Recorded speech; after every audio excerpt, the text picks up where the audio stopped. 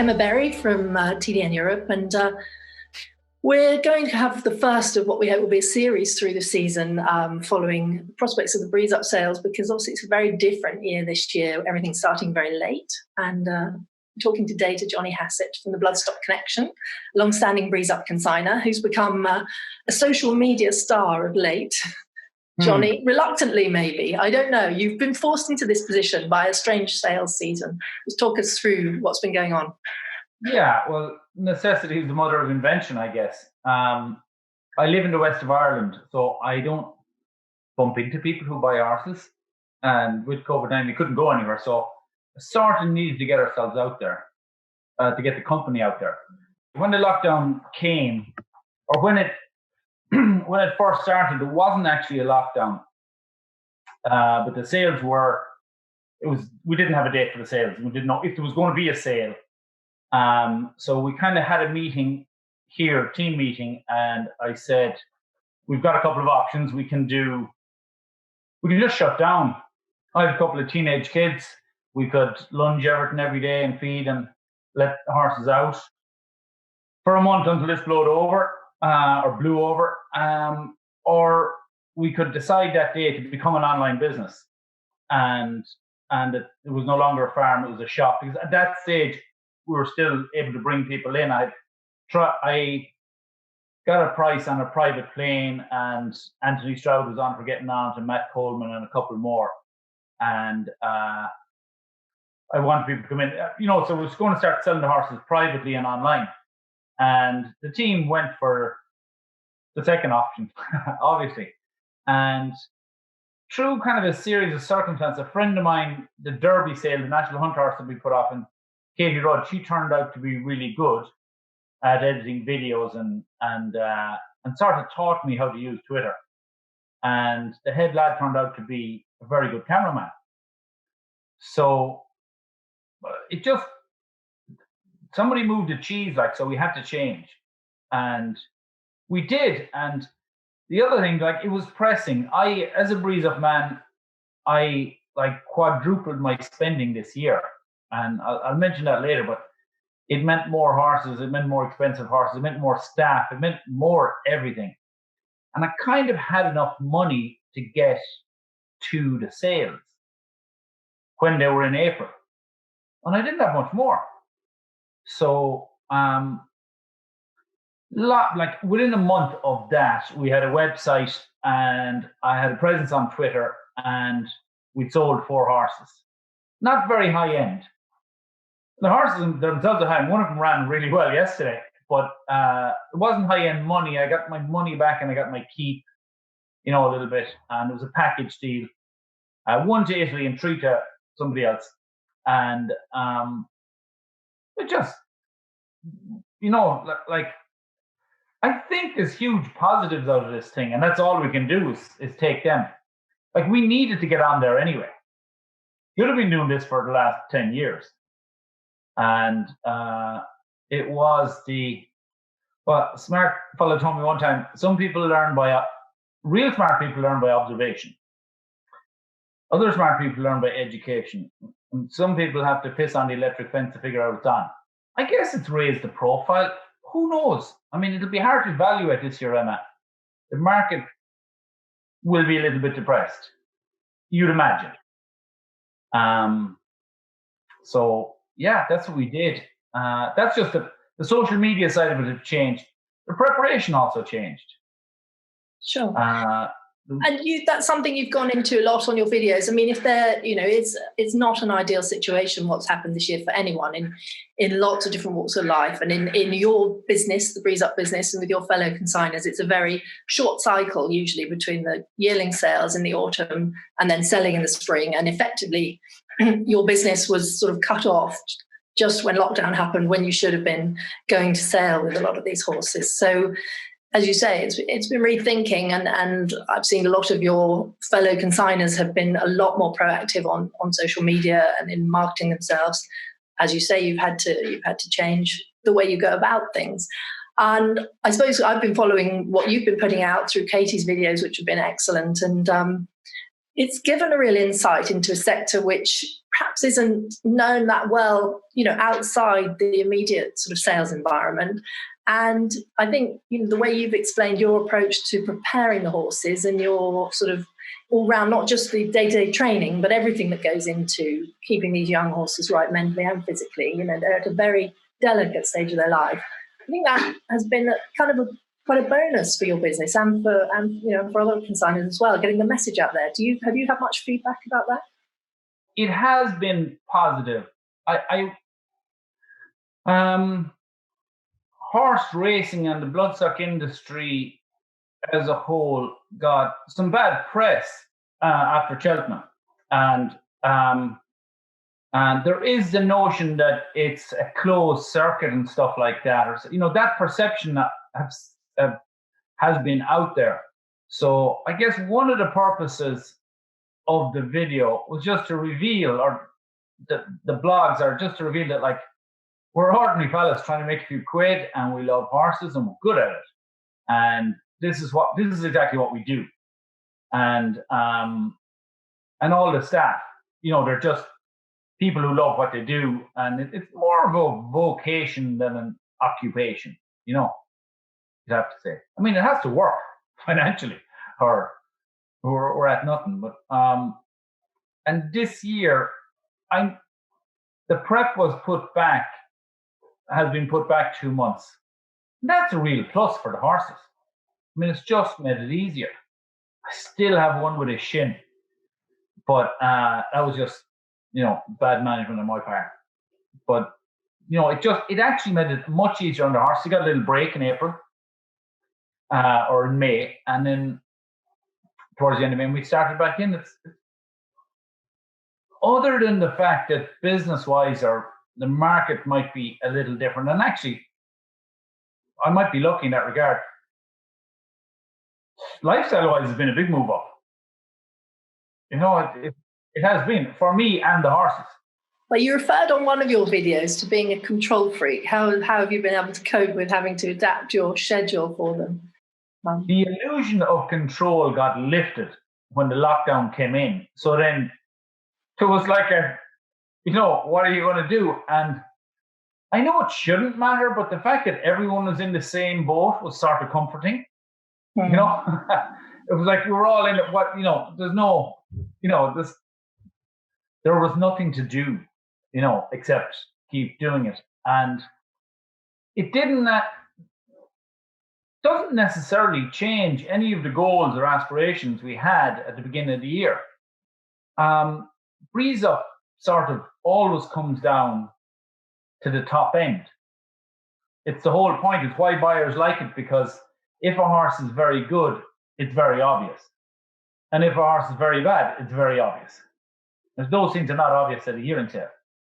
And if a horse passes a vet at a Breeze-Up sale, he's very, he's done 5 or 6 bits of work. He's very likely to stand racing. So the horses that tick all the boxes, it's quite simple. If you have it all, you get it all. If you don't have it all, you often get nothing. So this, like traditionally, I bought a horse for 20, 30, 40 grand. 40 was strong, right? And the market was moving past me. I actually had a chat with Blarney, Brendan Holland, about a year ago. It was after the sales last year, and I just hadn't had a good time. And he was saying that he ups his spend 10% every year just to stay level. If he wants to move up, he has to up it more than that. And I had quite stupidly been doing kind of the same thing every year. And it was working great. And kind of gradually, the thing had moved past me. So this year I partnered up with Star Bloodstock. I didn't have the money to buy, got 2 horses there that are costing 200,000 or more, and a couple of 100 grand horses. So there is a certain safety in numbers, and there's a safety at the top as well. I'm sure you remember, it was book 1, and the headline on the newspaper in England was the worst recession since the 1920s. Yeah, and inside the gate of Tattersalls, we broke all the records. Mm. No, I didn't break them, but like, you know what I mean? It was high at sale topper. The average was a record breaker. The median was a record breaker. So this business is a little bit different. It's not like buying. It's not like buying stock or buying cattle or buying coffee shares where they all go up and they all go down. The top end stays fairly good no matter what. And luckily, this year I kind of more than quadrupled my spend, and I partnered up with people. So I have shares with Rathbarry. I have shares with the horse I have here. I have more owners in rather than all myself. So I have a lot more higher end horses. So hopefully we'll be okay. I think when we spoke earlier, when lockdown first started, I think you were training around 20 at the time. I know you've said you've sold a few privately, which I believe lots of your fellow consigners have done as well. I think needs must really, and if you can get them away and get them into training yards and get them racing is important for business. With those coming to the sales, that's obviously still with you. What's your setup now? I know you're obviously based at Ballyhannon and County Clare, but you take your horses up for some away days to the Curragh for a gallop. Is that right? Just before the sales? Yeah. Well, no, a lot. I mean, we've done a couple before, the previous scheduled date. My first year, I bought a horse in Goffs, and I just finished working for Aidan O'Brien at the time, so I rented the yard in Cashel, and I bought him in Goffs and brought him home, and he had come from Kildangan, and I had a field and I trained him. We just trained him there. We were running 6, and he's gorgeous, Grand Lodge horse, and I thought I was going to make a lot of money, and I brought him off to the Craven in Newmarket, and kind of lost it a little bit shipping, and got sick, and I didn't get anything for him. I lost money, and I did a bit of research after that, and they did a study in I think it was the University of Kentucky. If you bring a young horse away, when they got here on the lorry, they had been brought up to Newmarket, separated from their herd, strange place, and then brought off somewhere else. So that was 2 really bad experiences. And horses really suffer from separation anxiety, especially like when we buy the yearlings, they're like 18 months. And once they're settled in here, so after 5, the stress levels are huge with a young horse when you put them on a lorry. They don't know where they're going. They don't know why you're going there. And after the 5th trip, it goes right down, as long as nothing bad happens on the first 4.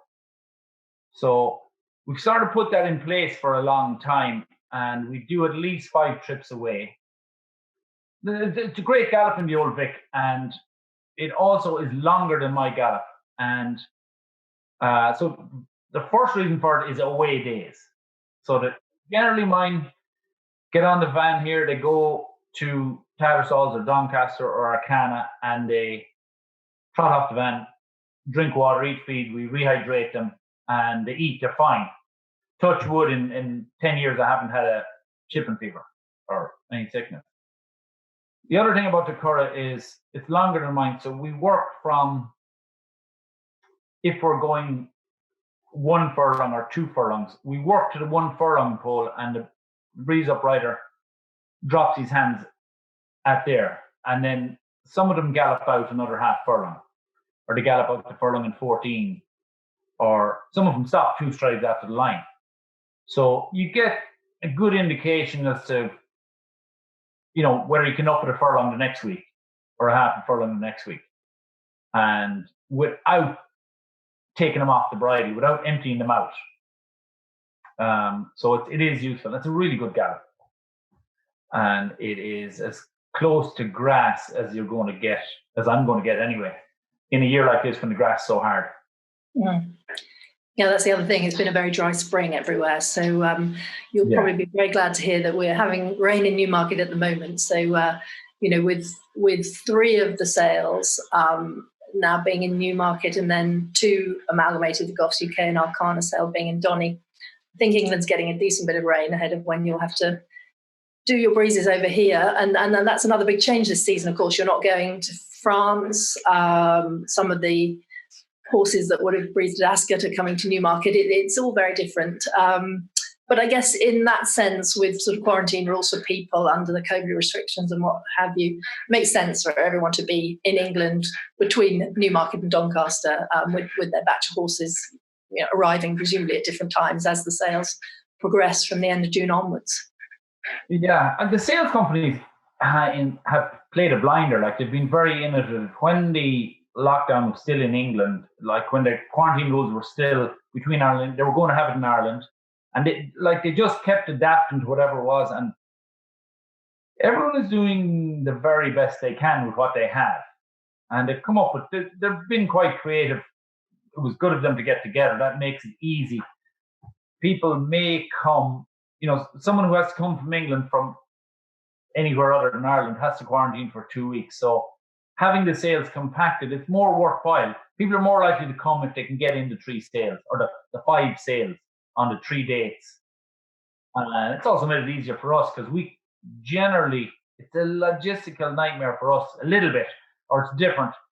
Generally, you come home after the Craven, you work your Donny horses or your French horses, whichever one's next, and then you get on a lorry and you get on a plane, and then you come home, you spend about 48 hours at home, you get the last bit of work in the horses and go.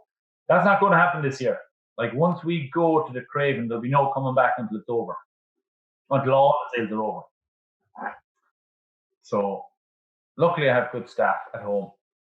I'm sure you do. So you're presumably going to be shipping during Royal Ascot Week to arrive with your horses and get them settled in and have a practice breeze on the Rowley Mile. Yeah, we're shipping the horses on the 18th. They're also going to be there a day less, which I really don't like, but it's not. Newmarket won't be open until Friday morning. Mm-hmm. Can't get in there on the 18th, so we have to leave on the 18th, get there on the 19th. And of course, the other difference is that this year, ordinarily we'd have the breeze and the next day the horses would sell. This time around, I think for the Craven Ascot sale, which is the first one, they're breezing on the 22nd of June and then selling on the 25th. So it gives prospective buyers a lot more time to hopefully digest the breezes that they see, the videos that have been provided, all the veterinary records and what have you, and hopefully for some of them to come to the sales ground to see them. What's your understanding of how that's going to work at the sales paddocks? Because there will obviously be limited access, I guess. Yeah, well, you have to sign in and get a bracelet, sort of, like the ones you get at the carnival, right?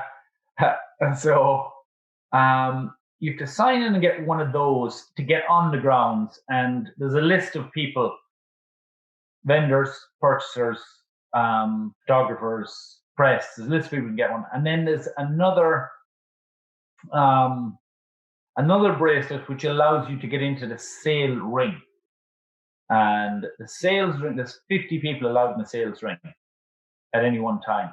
There's like 10 people allowed in the restaurant. There's a number on each door, and they have marshals on each door. So just I think the 2 days is a great idea. I think we should always have 2 days in between the breeze and the sale.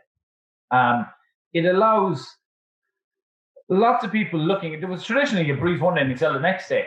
And I mean, it's an international market. There's different time zones. And if you're a purchaser and your agent is at the sale, it takes, with breeze-ups, there's a lot of data. There's times and pedigrees, and there's veterinary assessments, and more so than a yearling. And it gives them time to send horses to people and horses to muse over videos or data or whatever. Also, traditionally, if let's say your horse breathes really well and you're the fastest in the sale, there'd be a crowd outside your door when you got back. That's not going to happen. We're going to have, they've actually decided not to have a one-way system for health and safety reasons. But you're just going to have one prospective purchaser at a time. It's going to be quite relaxed, I'd say. You're going to have, after you breeze, it was always very, very tough on like a 24 4-month-old animal, they would breeze the fastest breeze they've ever breathed in their life in a foreign country, get back to the stable, and before they were dry, there'd be people there at the door to look at them. And then they show all day for the rest of the day. And they're always, you leave them in from between one shows and they're lying down like. So I think this is great. We'll breeze one day. There probably won't be any lookers that day because we're breezing the Craven and Ascot. So the people will be watching the breezes one day, and they have 2 days at their leisure to go through the horses then. I don't know, that might stay. Yeah, definitely. It's all a learning curve at the moment. It's all very different to what we're used to. But like you say, there may well be things that can be, adopted for future years when we're a little less restricted in our movements. I think one thing we probably haven't really emphasised enough actually is the fact that your group of Breeze-Up consigners are very, very major yearling buyers. And of course, people are already a little bit nervous about what's going to happen at this year's yearling sales as well, which we traditionally start from, late August. They might all be pushed, they're all going to be a little bit later probably this year. If the Breeze-Up men get any money at all, and women, traditionally they don't buy shares. You know what I mean? If they get profit, they don't have pensions. They put them back into yearlings. Generally, if a Breeze-Up man gets 100 grand, he spends 200 grand on yearlings. I've said that before. And we buy more yearlings as a group than anybody else. We spent almost 22 million on them this year. And if I buy 5 yearlings because of budget restrictions, and I'll probably bid on 15. So it's not only that the ones I buy, Mark Johnson or Richard Hannon will have had to pay 60 or 80 for a horse that he would have got for 30 if I wasn't there. Sure. So yeah, we're a big influence in the market, and it just is really important that we get on well so that the yearling men get on well and the foal men, and it trickles down. Everybody who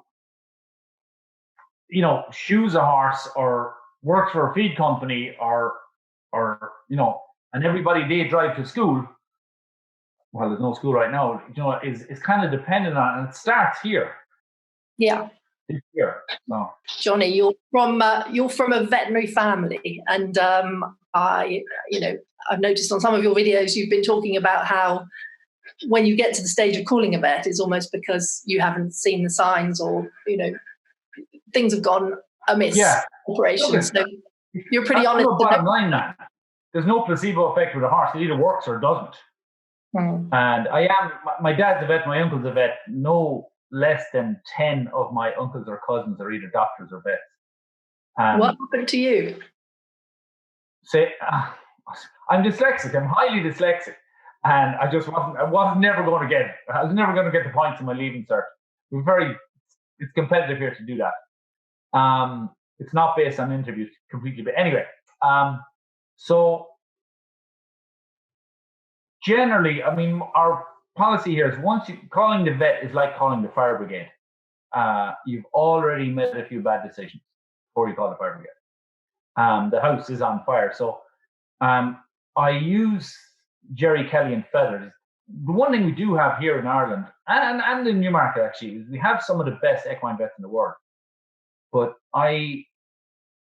and they'll all be scoped, and I get x-rays and stuff like that. But for the most part, I x-ray the yearlings before they come. When you're spending that level of money, you have to x-ray the horses. So you're reasonably confident there isn't a chip in there. So if something goes wrong, it's because you're training too hard. Or we put a lot of emphasis on core. I'm doing that like I was doing it. Like we do trotting poles and we do figure of eights every morning. So if the core is stable, you can kind of drive on. And if something pops up, it's because you're going too fast. So we tend to repair. I use a chiropractor. I use a physio for most horses twice a month. We use a lot of ice, just practical stuff. And if something goes wrong after that, it's because I've done it wrong. Or, we have paddock accidents. Horses run into stakes and stuff like that, and you call a vet, you use antibiotics, you stitch. but I would try and limit. It's like a first responder or a last worst case scenario when I'm calling a vet to a horse. Really. Sure. And I suppose, you know, if you're seeing these horses every day, they have a way of telling you themselves if they're not quite right, either through their behaviour or through their eating or lack of eating. So, you know, as a horseman, you'd be listening to them as much as anything. You would, but if you've got a couple of Twitter videos and you're on with Emma on the TDN, sometimes you're not listening. That's about to say. They do tell you. They tell you all the time, and you always know in hindsight that they were telling you for the last week. But it's about listening, and look, you miss stuff. You just miss stuff sometimes. Sure.